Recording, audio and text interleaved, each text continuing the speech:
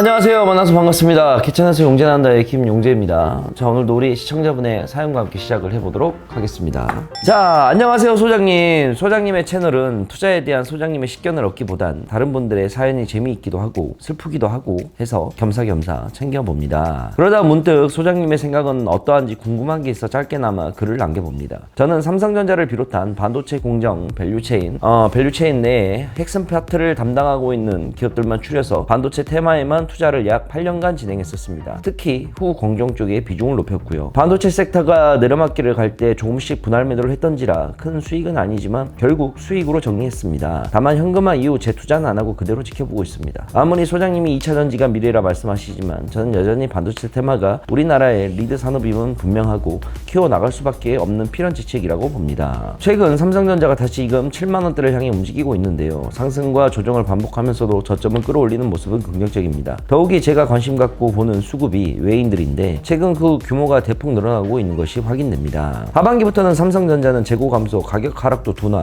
감산에 따른 공급 축소 등으로 수급 개선은 될 것이 분명하고 외인들이 먼저 움직인다 생각을 하고 있는데요. 외인들의 반도체 테마 수급몰이가 단발성으로 끝날지 아니면 중장기적 관점으로 수급을 모으고 있는 건지 궁금합니다. 그리고 반도체 섹터에 대해서는 어떻게 바라보시는지 소장님의 개인적인 견해도 궁금합니다. 라고 질문을 남겨주셨네요. 반도체 질문의 요지는 그렇죠. 반도체 산업 괜찮은가? 라고 물어보시는 것 같아요. 미국의 이제 IRA 법안이 발효가 되었고 거기에 따라서 우리나라도 저번에 반도체 관련된 이야기를 했었지만 거기에 따라서 우리나라 삼성전자를 비롯한 SK하이닉스도 그렇고 발빠르게 지금 대처를 하고 움직이고 있는 모습이 보이고 있는데 최근에 이제 삼성전자가 거의 한 7만원대까지 올라왔어요. 한 6만 8천 원, 6만 9천 원까지 올라왔고 7만원이라고 쉽게 그냥 이야기를 한다 그런다면 고점이 9만 8천 원 구간이었으니까 한 고점 대비 한 30% 지금 떨어진 구간까지 된 거죠. 고점을 10만 원으로 잡고 현재 가격을 7만 원으로 잡는다면 30%까지 떨어진 가격이고 많이 떨어졌을 때는 거의 45%까지 고점 대비 밀렸었던 것도 있고 반도체 산업이라는 거는 결국에는 우리나라의 리드 산업이 맞습니다. 우리나라의 리드 산업이 맞고 우리나라를 먹여 살리고 있는 업종이 많죠. 물론 제가 이제 2차전지 쪽에 미래 산업으로 봤을 때 2차전지는 굉장히 비중이 점점 커지게 될 것이고 우리나라의 국가 산업 경제가 2차전지 쪽으로 좀 더 가지 않을까라고 의견은 많이 제시를 했지만 아이러니하게도 2차전지 간다 하더라도 2차전지의 생산량이 늘어나고 2차전지의 배터리가 늘어나고 뭐가 됐든 완성차의 규모만 본다 하더라도 결국은 배터리 산업이 움직이게 되면 반도체도 그만큼 많이 쓰이게 돼요. 그래서 같이 성장하는 사업이라고 좀 보면 될 것 같습니다. 반도체 관련된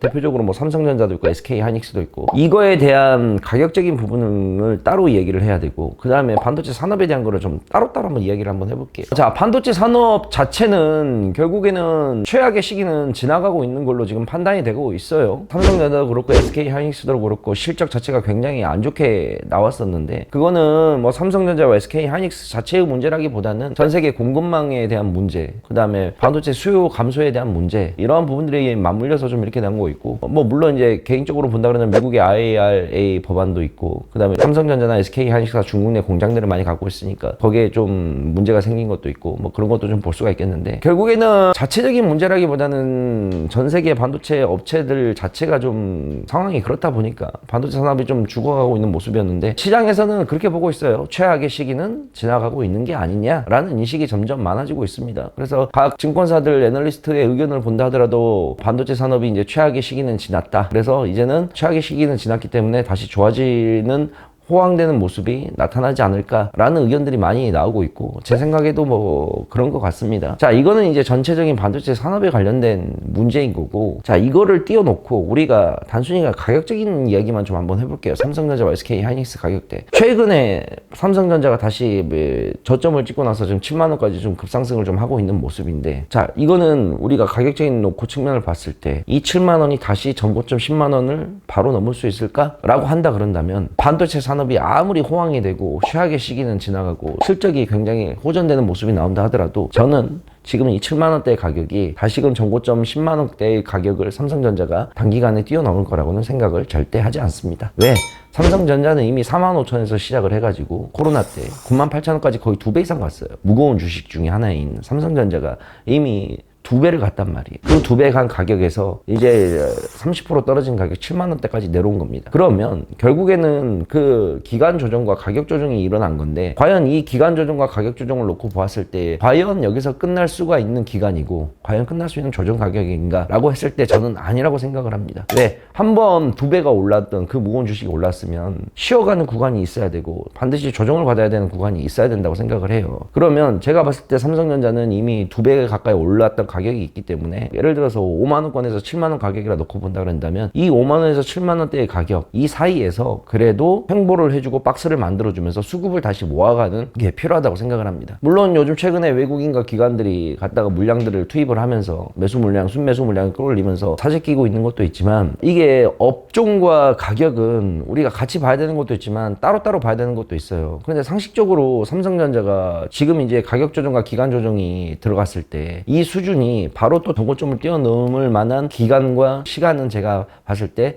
아직까지는 좀 이르지 않나 라는 생각이 있습니다. 물론 우리가 중장기적인 관점으로 뭐 이분 같은 경우에는 뭐 삼성전자 반도체 관련된 것들을 뭐 8년째 매매를 하고 있다니까, 그런 장기적인 관점에서 본다 그런다면 지금의 이 가격대는 굉장히 매력적인 가격대이죠. 5만원대와 7만원대에서 계속해서 박스를 그리고 있을 때 우리가 산다 그런다면 어차피 뭐 5년 이상을 가져갈 거기 때문에, 그러면 결국에는 다시 업종에 대한 반도체 산업이 최악의 시기는 지나가고 있기 때문에 좋은 모습으로 또 호황이 되게 되면 가격도 그만큼 따라 올라갈 것인데, 그 가격이 올라가는 시점이 지금 당장은 아니고 제가 봤을 때는 한 1년 정도는 더 수급을 모아야 되는 과정이 아닐까라고 생각을 합니다. 그래서 뭐 장기적으로 간다 그런다면 뭐 지금부터 가격을 또 차근차근 모아가면 너무나 좋은 전략이라고 생각을 하고 있고, 단기적으로 전고점을 뚫어내서 삼성전자가 다시 또 요즘 올라가니까 다시 삼성전자를 사야 되나? 라고 생각을 한다 그런다면 단기적으로 전고점까지 뛰어넘는 수준은 저는 좀 힘들지 않을까라는 게 제 개인적인 의견이에요. 그래서 삼성전자 보통 많이 물려있는 가격대가 한 7만원,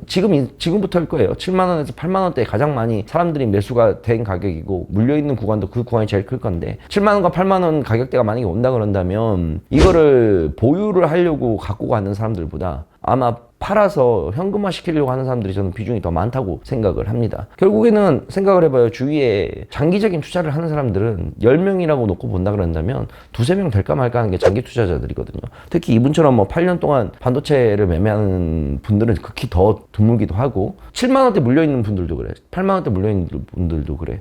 지금 그렇게 물려있는 게 벌써 2년이라는 시간이 흘러가고 있단 말이야. 자, 2년을 기다려서 드디어 본전 가격이 왔어. 근데 이걸 더 들고 간다? 라는 사람들은 내가 봤을 때 별로 없을 것 같아. 일단 팔고 나서 추이를 더 지켜보자 라는 분들이 더 많겠지. 물론 7만원, 8만원대 갖고 계신 분들 중에서도 그냥 5년, 6년 없는 돈이라 생각하고 계속 모아가야지 라고 생각하시는 분들도 있겠지만, 그러한 분들의 비중보다는 일단은 본전의 가격이 오게 되게 된다 그런다면 손실 없이 빠져나오려고 하는 분들이 되게 많을 거라고 난 생각을 해. 그러면 결국에는 이 7만원대, 8만원대 매물벽이 형성이 돼 있을 거라는 건데, 이 매물벽에 삼성전자가 그 가격대 오게 되면 분명히 매도 물량을 맞고 다시 빠지지 않을까라는 가격적인 측면 좀 우려가 되고 있습니다. 삼성전자가 현재 그런 모습이고, SK 하이닉스도 뭐 삼성전자하고 그렇게 크게 다르지 않는 모습이에요. 왜냐하면 둘이 같이 움직이는 섹터이기 때문에, SK 하이닉스도 결국 반도체 회사고 반도체로 먹고 사는 회사이기 때문에 삼성전자가 일단 가장 먼저 움직이니까 삼성전자의 흐름을 따라가는 SK 하이닉스니까 두 종목만 같이 연결을 해서 보면 될 것 같습니다. 자, 그래서 결국에는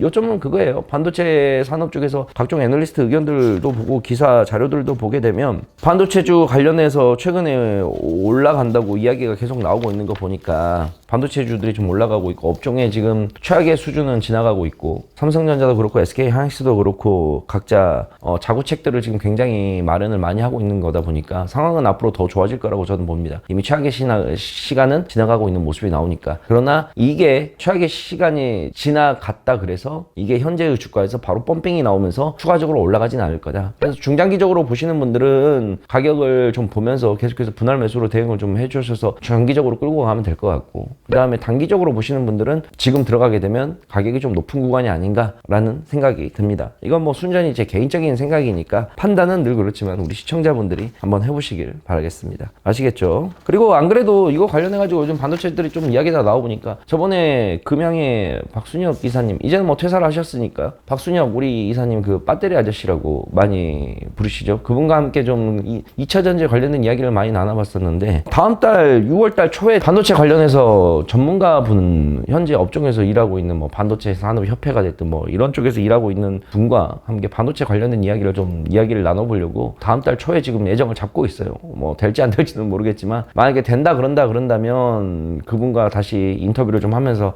우리나라 반도체 산업과 우리나라 반도체에 앞으로 일어날 수 있는 일들, 그 다음에 현재 가지고 있는 문제점, 그리고 현재 우리나라 반도체가 가지고 있는 장점, 이런 부분들에 대해서 좀 소상하게 좀 이야기를 하면서 제가 인터뷰를 해가지고 영상을 또 만들 그림을 짜고 있으니까 된다 그런다면 제가 꼭 해서 우리 시청자분들과 공유를 해드리면서 이야기를 한번 또 풀어보도록 하겠습니다. 늘 그렇듯 100% 확정되어 있는 건 없어요. 늘 그렇지만 5분 앞에 10분 앞에 일어나는 일도 우리는 예상할 수가 없는데 3개월 4개월 앞으로 1년 2년 전망을 한다는 건 굉장히 어려운 일이겠죠. 그래서 주식이 더 어려운 걸 수도 모르겠습니다. 어찌됐건 반도체와 2차 전지는 우리나라의 앞으로, 반도체는 뭐 국가의 산업이고 배터리 쪽도 굉장히 치고 올라오고 있는 산업인데 두 산업 자체 모두가 좀 잘 돼가지고 얘네들이 큰 줄기들이 움직여줘야 밑에 있는 애들도 같이 또 움직여줄 수가 있단 말이에요. 큰 애들이 먼저 가져야, 흔히 말하는 대형주들이 먼저 가져야 밑에 얘들과 협력 관계인 모든 중소형주들이 움직이면서